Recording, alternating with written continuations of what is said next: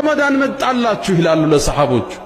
ሸህሩ ሙባረክ አላህ የባረከው ወር፣ የተባረከ ወር፣ የአላህ እዝነት የሚለቀቅበት ረድኤቱ የሚከፈትበት ወርን ልንገናኝ ቀናቶች ቀርተውናል።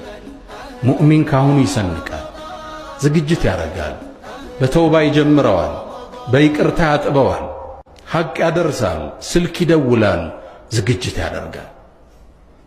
ደረጃው ትልቅ ነው፣ ማይደረስበት ድካ ነው፣ ወሰኑ ሚለካ አይደለም። ረመዳን ወሰን የለሽ ጸጋ።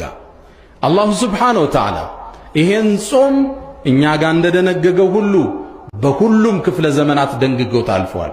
ያ አዩሃ አለዚነ አመኑ እናንተ ያመናችሁ ምእመናን ኩቲበ ዓለይኩም ሲያም ጾም እኮ በእናንተ ላይ ፉሪዶ ግዴታ ተደረገባችሁ።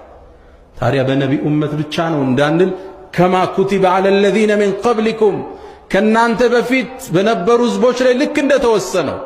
ዓላማው ምንድነው? ለዓለኩም ተተቁን ተቅዋ ታዳብሩ ዘንድ ይከጀላልና። ቁርአን ጋር ጥሩ ትውውቅ ልታረጉ፣ ሶላትን ልትላመዱ፣ ጾምን ልትላመዱ፣ የበለጠ አላህን ፈሪ ልትሆኑ ይከጀላልና ይላል አላህ ሱብሓነሁ ወተዓላ።